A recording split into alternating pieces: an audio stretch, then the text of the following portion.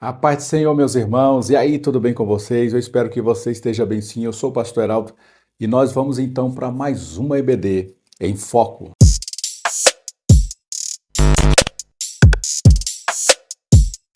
Pois bem, meus queridos e amados irmãos, lição de número 10. Já estamos chegando ao final, desse trimestre. Lição de número 10. Não dirás falso testemunho contra o teu próximo. Falar a verdade é fundamental para a confiança e integridade nas relações humanas. E aí nós vamos para o nosso texto de referência, está aqui em Deuteronômio 19, verso 16, 17, 18, 19 e o 20, que diz: quando se levantar testemunha falsa contra alguém, para testificar contra ele acerca de transgressão, então aqueles dois homens que tiverem a demanda se apresentarão perante o Senhor, diante dos sacerdotes, dos juízes que houver naqueles dias. E os juízes bem inquirirão, e eis que, sendo a testemunha falsa testemunha, que testificou falsidade contra seu irmão, far-lhe-eis como cuidou fazer a seu irmão, e assim tirarás o mal do meio de ti. Não sei se os irmãos lembram que o princípio é sempre esse para o mandamento do Senhor, para servir de exemplo.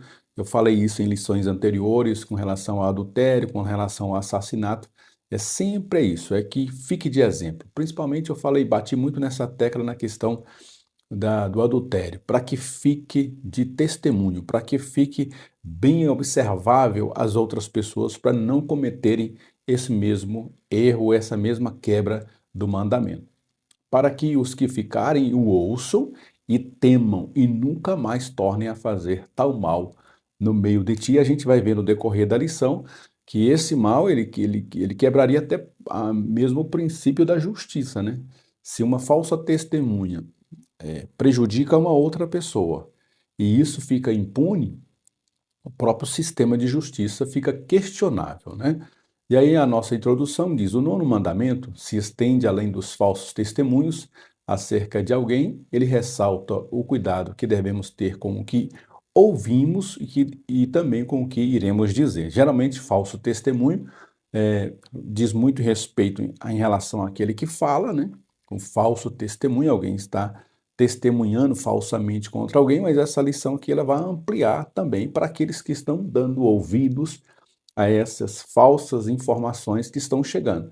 Então, alguém continua levando a informação na medida em que ele encontra ouvidos que ouçam, né? Na medida em que ele encontra curtidas e likes e compartilhamentos, ele vai propagando essa inverdade, essa mentira, essa falsa notícia. Então, a lição também vai visar combater essa propagação do mal, né? Não só eu falar, é uma advertência para que eu não fale, para que eu não seja uma falsa testemunha. Mas a lição também vai trazer uma advertência para que eu não dê meu ouvido para que essas informações se propaguem, né? Venha através do meu ouvido e eu continue divulgando, eu repasso essa informação, essa falsa informação para frente, tá? É um remédio tanto para quem ouve, para quem também vai falar. Tópico primeiro, a proteção da honra. Assim como Deus é a verdade, Ele também deseja que sejamos verdadeiros, precisamos ter cuidado com aquilo que a nossa boca profere. 1.1, o sistema de justiça do mundo antigo. Na antiguidade, havia pouca proteção às pessoas acusadas de um crime, até que se provasse o contrário. Elas eram consideradas culpadas. Como havia pouca norma para a apresentação de provas, os acusados não tinham sequer chance de montar uma defesa. Geralmente, os tribunais antigos condenavam pela força de uma única testemunha. Olha o problema de uma testemunha falsa, irmão. Olha o problema que isso aqui pode gerar. Hoje nós temos todo um sistema jurídico, né, com várias instâncias, e mesmo assim a gente ainda comete erros gravíssimos, ainda condenando o inocente e descondenando pessoas que eram para continuar condenadas. O nosso sistema ele é muito falho. Agora imagina um sistema que é baseado no testemunho de uma única pessoa. Olha o problema que isso podia gerar. Nesse caso, a vida de um réu sempre corria risco, visto que as palavras de um falso testemunho poderiam ser fatais.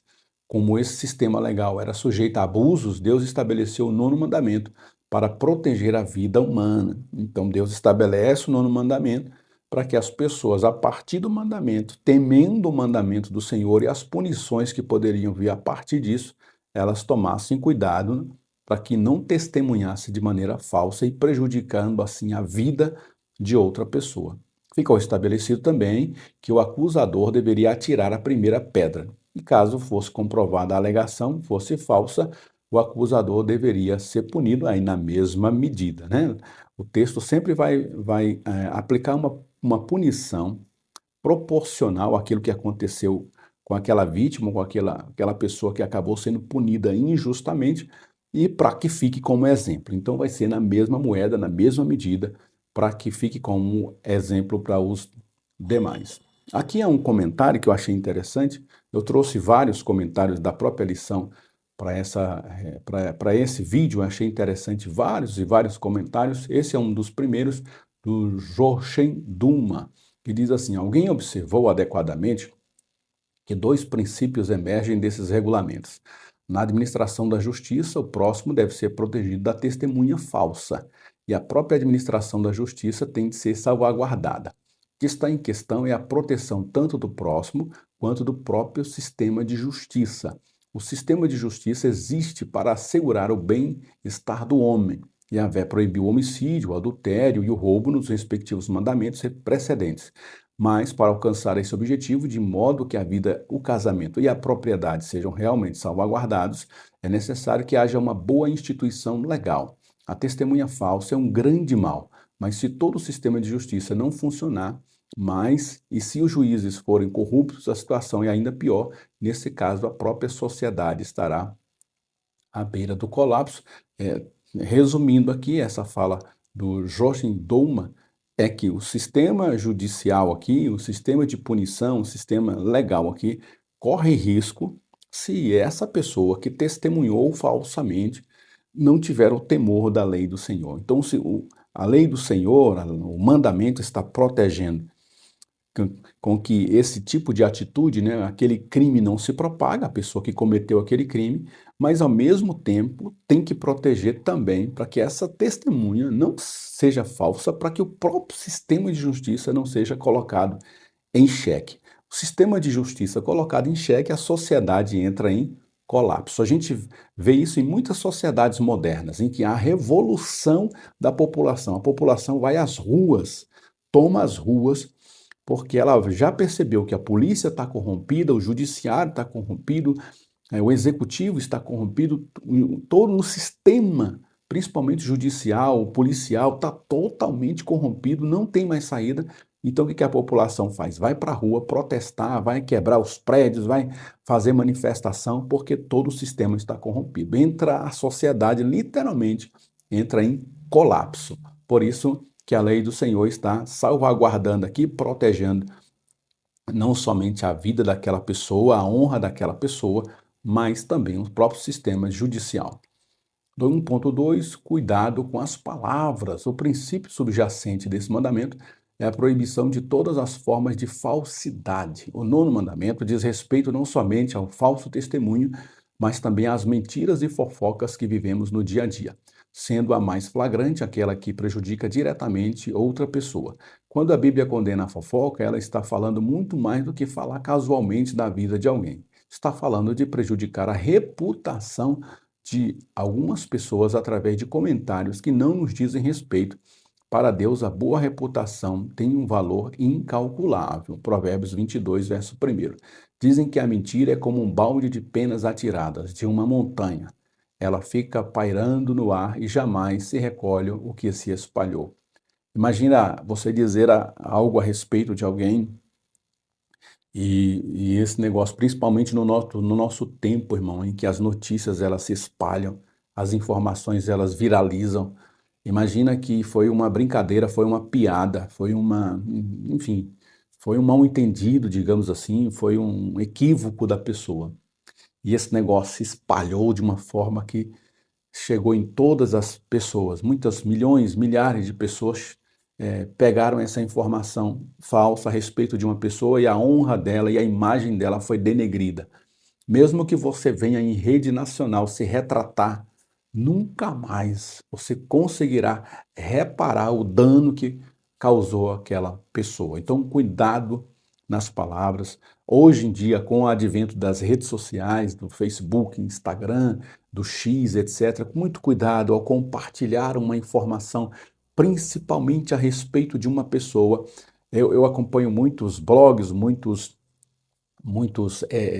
canais de YouTube, muita coisa, e a gente vê tantos homens e mulheres, irmãos, que se levantam para falar do pastor A, do pastor B, sabe, da família do A, da família do B. O camarada ganha a vida criando conteúdos para falar de outro. Muito cuidado, irmãos, muito cuidado, porque se hoje a gente produz conteúdo através de alguém, pode ser que daqui para frente eu vire o conteúdo na vida de outro. Alguém pode pegar a minha vida, a minha família, o meu ministério, tudo que eu represento e produzir conteúdo ao meu respeito, conteúdo falso, propaganda enganosa a meu respeito. Isso, irmão, por mais que você vá à justiça, busque retratação da pessoa, por mais que você busque ali danos morais, danos à sua imagem, por mais que você ressarça um pouquinho ali financeiramente, a pessoa pague uma multa ou coisa parecida, uma penalidade, mas a imagem daquela pessoa nunca mais será a mesma com essa mancha que foi propagada. E infelizmente a gente conhece muito, a gente vê muito isso na internet, nas redes sociais, pessoas que vivem de produzir conteúdo difamando, falando contra a vida de outras pessoas, tá? E aí vem às vezes com um viés de defender a fé. E aí é prejudicial, porque eu estou defendendo a fé cristã, mas ao mesmo tempo eu estou usando esse meu direito de fazer esse conteúdo, denegrindo a imagem de alguém. Muito cuidado, irmãos. É muito, é muito, é muito próximo, assim, a margem de erro da gente estar produzindo um conteúdo realmente para a defesa da fé e a gente, às vezes, está produzindo um conteúdo que vai manchar a imagem daquela pessoa, a reputação daquela pessoa. A gente tem que tomar muito cuidado com o que a gente fala.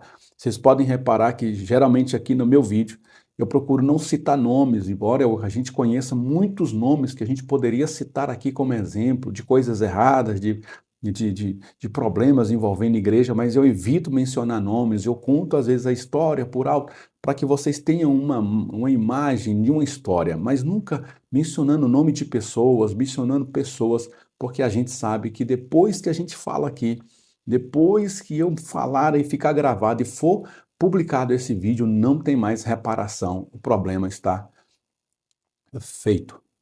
Tem um outro comentário, diz, pessoas que são caluniadas e difamadas, mesmo quando tentam se defender, sempre são vistas com desconfiança pelos outros. Devemos ter muito cuidado com o que ouvimos e o que falamos com as pessoas. Devemos considerar como as palavras podem ser perigosas. A Bíblia está repleta de advertências contra o cuidado no que vamos dizer. Como um incêndio, a língua de uma pessoa descuidada pode consumir tudo o que encontra pelo caminho. Então, muito cuidado no que você fala a respeito de alguém. Não denigre a imagem de alguém. Jamais faça isso. Por mais que você queira produzir um conteúdo defendendo a fé cristã, muito cuidado com a honra da outra pessoa. 1.3. O cuidado com o que se ouve. Um sábio escreveu certa vez: eu nunca ouvi o testemunho de um ex-fofoqueiro. É verdade. Por isso que eu coloquei essa frase aí, destacada aí nessa fonte em vermelho, porque eu nunca, a gente, né, o ex-traficante, o ex-alcoólatra, o ex-bêbado, o ex-assassino, tem ex para tudo, mas ex-fofoqueiro, porque a gente não considera isso um erro fatal, um erro gravíssimo, que vai fazer com que a gente venha perder até a vida eterna. Eu achei importante o autor colocar aqui essa expressão, né? Que a gente nunca ouviu um testemunho de um ex-fofoqueiro, mas o que tem de fofoqueiro que se converteu à fé cristã, agora virou um fofoqueiro cristão. Só mudou de lado. Ele era fofoqueiro não crente, ateu, agora ele é um fofoqueiro crente. Mas ele não deixou as suas práticas mentirosas para trás.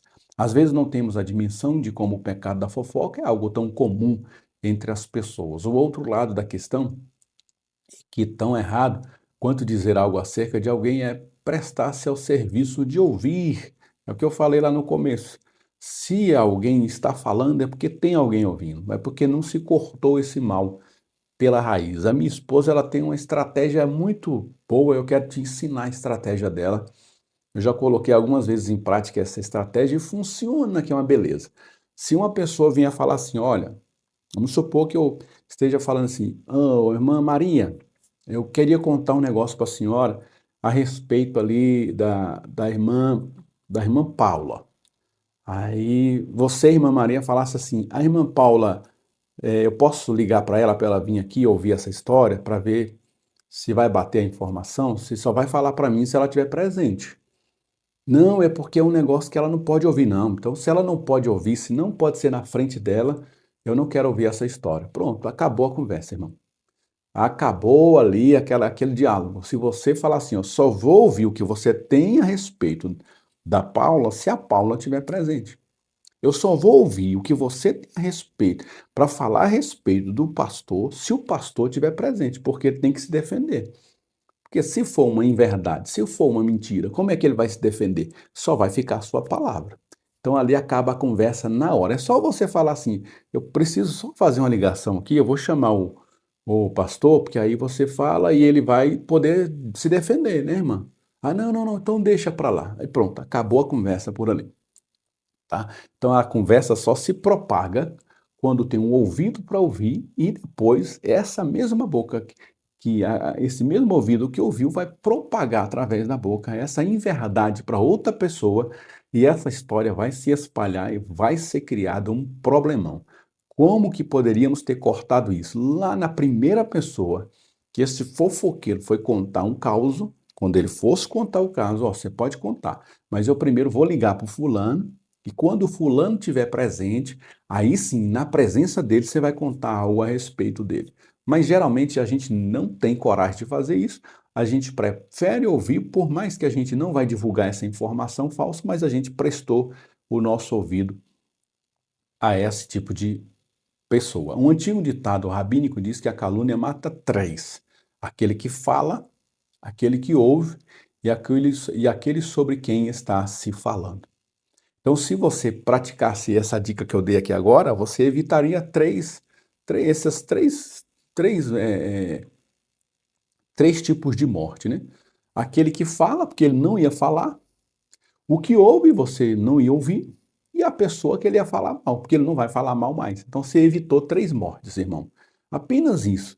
Ô, fulano, eu queria te contar um caos aqui a respeito do Beltrano.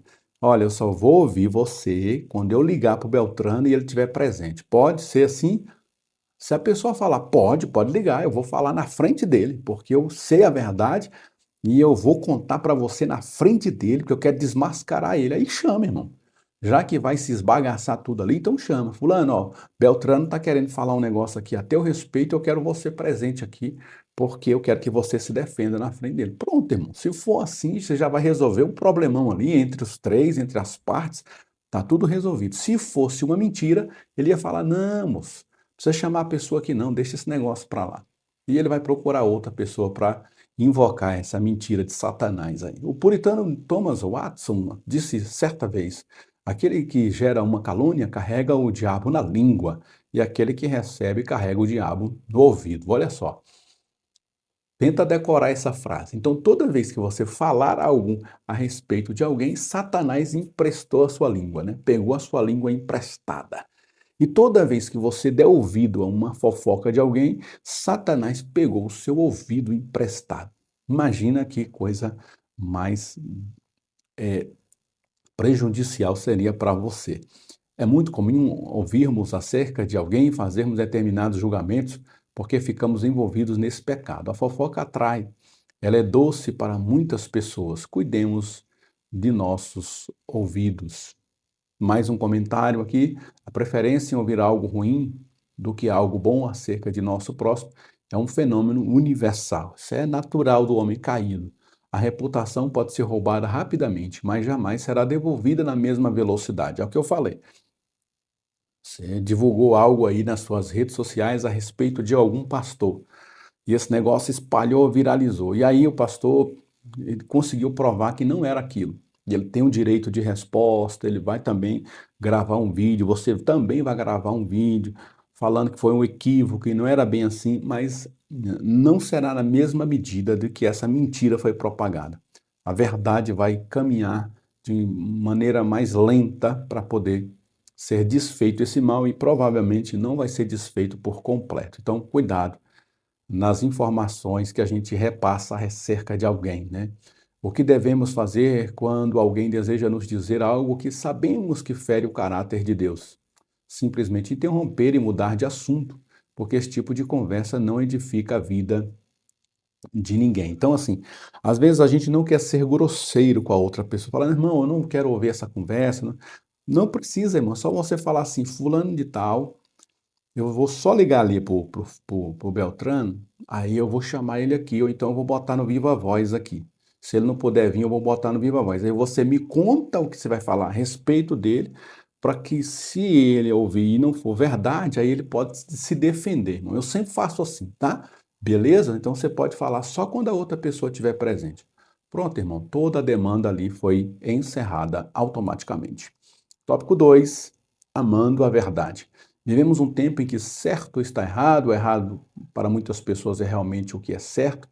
Para nós cristãos, a verdade é uma questão de caráter e deve sempre fazer parte de nosso agir e falar. 2.1 O diabo é mentiroso e pai da mentira. Assim como a verdade vem de Deus, a mentira vem do diabo. Jesus aponta o diabo como o pai da mentira. Diz que ele nunca se firmou na verdade e que quando profere mentira, ele fala daquilo que lhe é próprio, ou seja, essa é sua essência. Por trás de toda mentira está o diabo orquestrando a vida daqueles a quem de alguma maneira se sujeitaram ao seu habilidoso engano.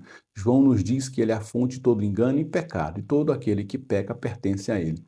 Paulo afirma que a mentira é um traço autêntico do velho homem e que esse novo homem que está em Cristo não deve mentir, pois já se despiu da velha natureza.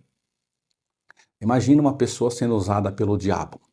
Aí você imagina, de repente, uma pessoa endemoniada, com os olhos virados, com os olhos vermelhos, com os cabelos em pé, rugindo, enrijecendo os membros e fazendo aquele movimento. Aí tá uma pessoa usada por Satanás, irmãos. Às vezes é uma pessoa que está na mais alta lucidez, que está na mais com as suas capacidades mentais, laboriais funcionando perfeitamente.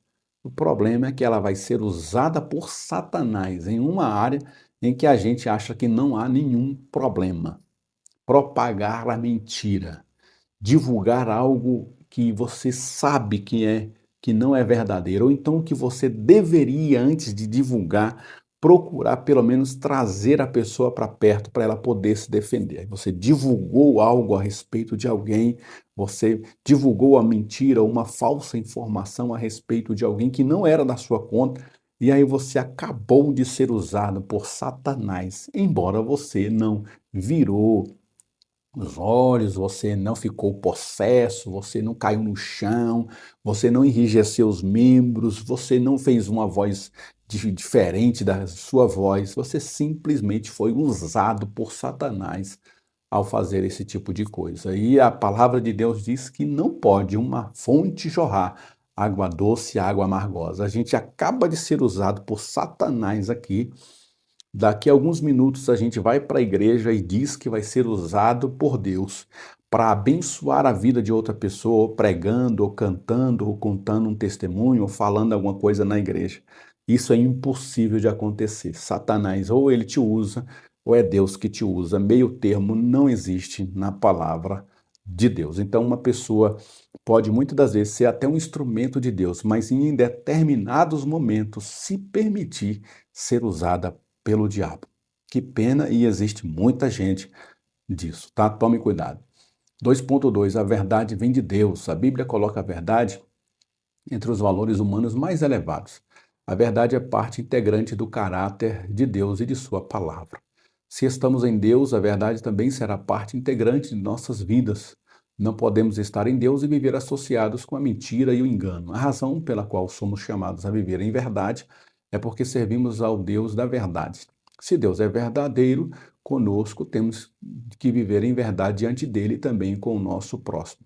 Quando a nossa vida está intrinsecamente ligada ao caráter de Deus, a honestidade, o amor e tudo o que é correto flui naturalmente em nossos relacionamentos com as pessoas, né? Então, se Deus é a verdade vem de Deus, nós temos que procurar andar segundo o caráter de Deus. 2.3, Cristo, a verdade que liberta. Jesus Cristo é a verdade no sentido mais absoluto.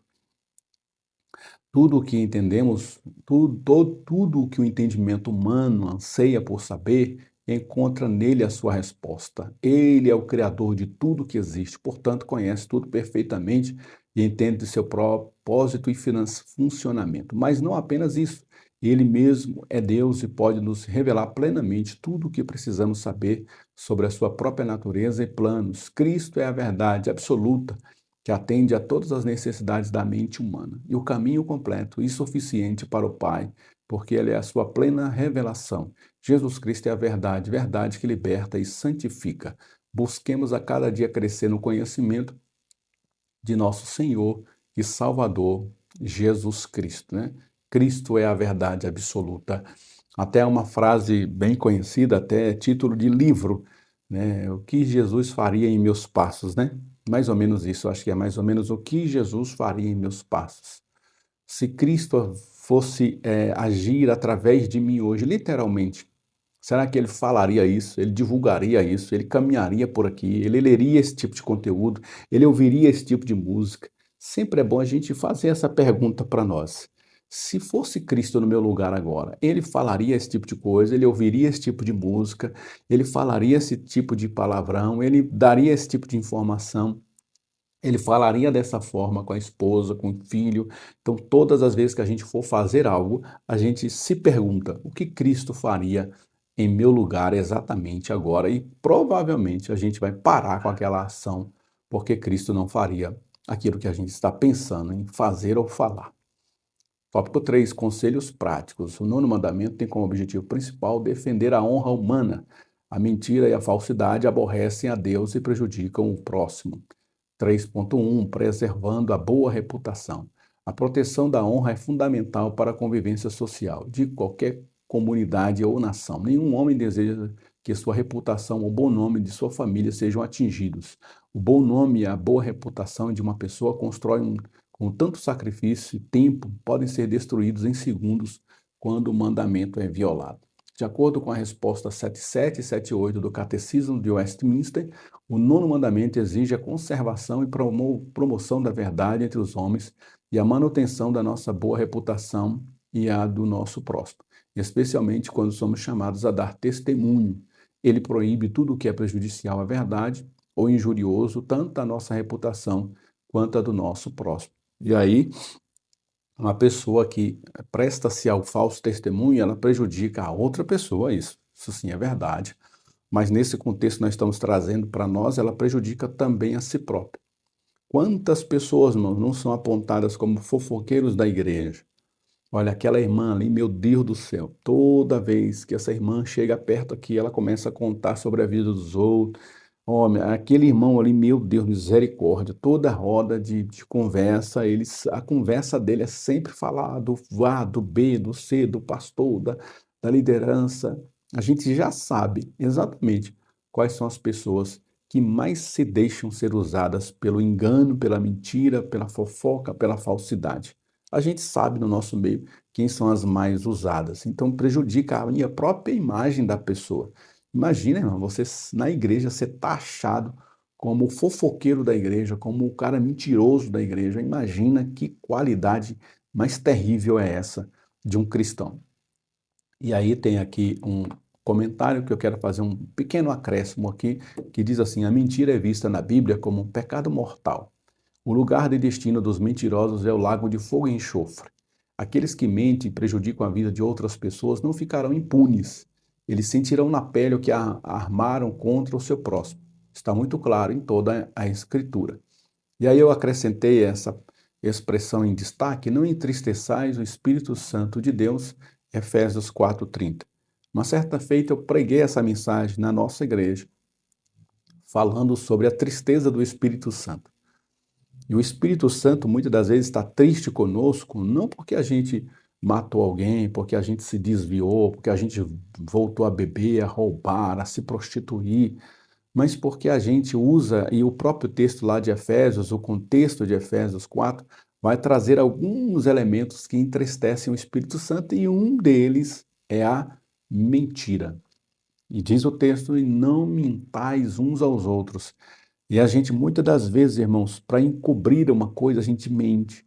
A gente mente quando vem alguém na nossa casa e fala assim, ó, fala lá, fala que o papai não está em casa, fala que a mamãe não está em casa. Então, são coisas tão simples, irmão, que às vezes a gente vai praticando e que vai entristecendo o Espírito Santo de Deus. Se é o Espírito Santo de Deus que me fortalece para que eu caminhe a vida cristã com desenvoltura, e se eu estou entristecendo o Espírito Santo, logo, como consequência, eu vou perder essa vontade, essa habilidade, essa vocação. Então tá aí, e aí eu preguei essa mensagem que foi um motivo de libertação até para mim e para muitas pessoas, de que muitas das vezes a gente não tem mais a força que achava que tinha, a gente não tem mais a alegria que a gente achava que tinha, a gente não tem mais, sabe, irmãos, aquele impulso para fazer as coisas que a gente tinha no passado, muitas das vezes porque a gente está entristecendo o Espírito Santo. Vocês lembram de Sansão? Como que Sansão caiu? Sansão não caiu de uma vez. Sansão foi caindo aos poucos, mentindo, ali armando, sabe, querendo se dar bem, dando a desperto. Quando ele pensou que não, ele estava caído. E muitas das vezes também nós somos assim.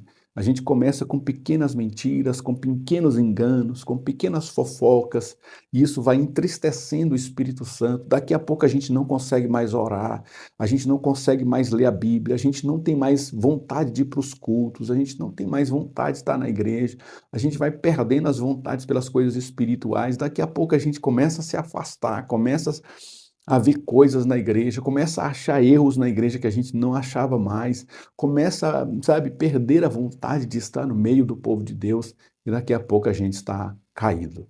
Cuidado, não entristeça o Espírito Santo de Deus, pelo qual fostes selados para o dia da promessa.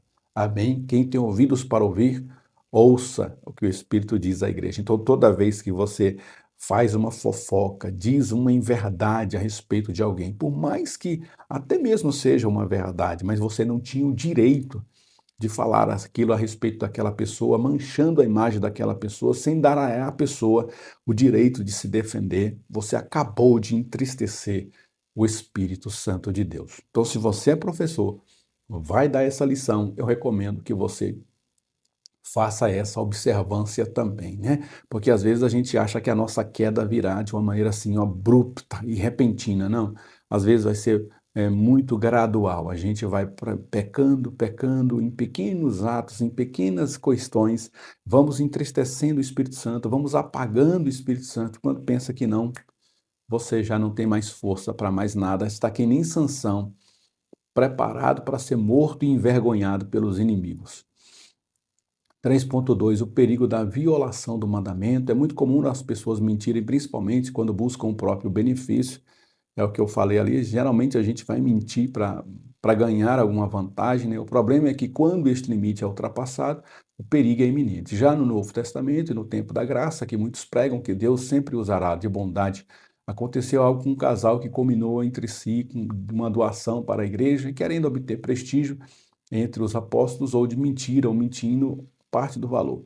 Esse não era um pecado de roubo ou cobiça, mas de engano. O problema não estava no que fizeram, mas no que disseram. Pedro aponta a presença de Satanás em suas ações e diz que mentiram ao Espírito Santo. O pecado aqui foi diretamente contra Deus. Ananias e Safira perderam a vida porque mentiram contra Deus, e sem motivo, irmãos.